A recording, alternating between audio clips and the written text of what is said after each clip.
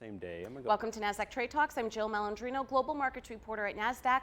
Joining me at the market site in Times Square, New York City, we have Jay Gragnani. He's the head of research and client engagement over at Nasdaq Dorsey Wright with a monthly update for us. As always, Jay, it's great to have you back with us. In 2019, not much of a surprise there, and I think the big question is what's next for the markets in 2020, and we'll see that on our next chart here. Well, very quickly, 2019 is only a month and change behind us, but it was a very strong year. There's been a lot of news, a lot of headlines out, obviously so far in January. But when you go back and you look at 2019, we get a lot of questions today talking about coming off of a year like 2019. The market was up almost 30%. And let's pull up that chart, by the way, so we can take a look at some of those returns. Yeah, there we go. And so if you go back in the history of the S&P 500, it's certainly not unprecedented to see such a strong return for the S&P 500 in that year, that being 20% or more. As a matter of fact, that was the 25th time that it's happened.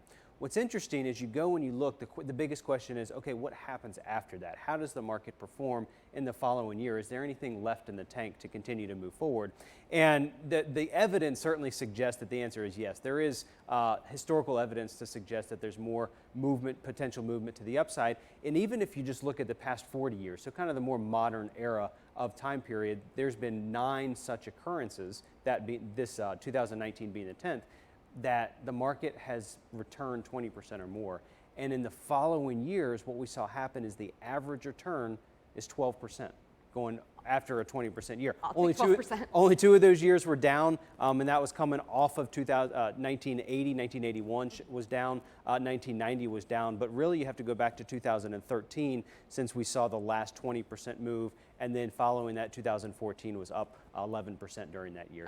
So on average 12%, certainly not guaranteeing 12%, but there is historical evidence to suggest that the market can continue to move forward coming off of such a strong year. All right, I'll take that. Let's go to our next slide because we have a big variable this year. Yes. A pretty contentious presidential election. Well, it's big variable, and obviously, recent news, we haven't seen a lot of headlines there, but certainly the presidential election year coming up in November, and that is always a lot of angst for the market. And again, when we kind of drill down and just look at the data, it's always enlightening to see what happens. And so what we did is we looked at the Dow, the S&P, and the Nasdaq Composite in election years and then non-election years. And what was interesting, when you look at the Dow and you look at the S&P, both of those indexes return better in election years than they do in non-election years. So 2020 being an election year, historically we've seen better than average returns. The Nasdaq Composite is right in line there with those returns for the S&P and the Dow in election years, although the Nasdaq Composite has seen actually, interestingly enough, stronger returns in non-election year. Nonetheless, you look at that,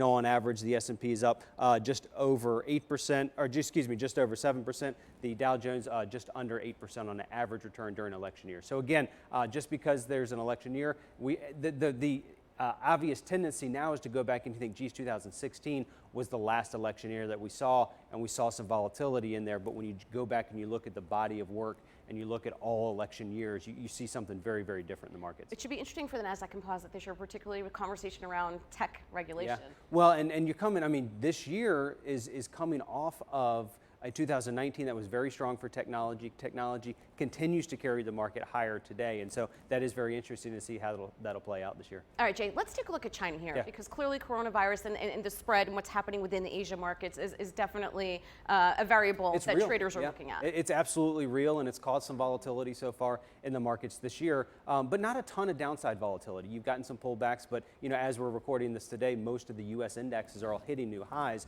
and so the big question out there now is, how is the coronavirus, how is this affecting the Chinese equity market? Obviously, we know very near and dear in the U.S. markets moving to new highs, but when you look at just an ETF, and this is just an iShare ETF that owns a basket of Chinese equities, and this is a point and figure chart, what we see here is that this chart is continuing to move higher. It's produced a series of higher tops and higher bottoms really over the past year, and it is trading in an overall positive trend. And so when we look at that today and we just kind of look at the data, again, we listen to what the market is doing as opposed to trying to tell the market what we think it should be doing. Chinese equities are on solid footing here in a positive trend with some pretty good support there on the chart at $60. All right, let's take a look at the S&P 500 to wrap up here, and we're looking at point and figure chart as well, because another all-time high in February. Another all-time high, and this is a bit longer term chart, but again today we're notching new highs, but we've seen that very consistently, and as we talked earlier, we've seen some pullbacks this year that has caused the market to then reverse reverse back up and make new higher highs, as well as those pullbacks haven't been as deep as they have been previously. And so that is all constructive, very, very constructive for the market. Pullbacks are healthy. A bit of volatility in the market is a good thing in many, many ways. And on average, I mean, the market has pulled back 10% once every single year. And so, you know, like I said, pullbacks are certainly normal. We look at the chart of this today, and you see a very healthy picture for the S&P 500, see a very healthy picture for equities in general. All right, Jay, thanks so much for joining us at MarketSite. And thank you for joining me on Trade Talks. I'm Jill Malandrino, Global Markets Reporter at Nasdaq.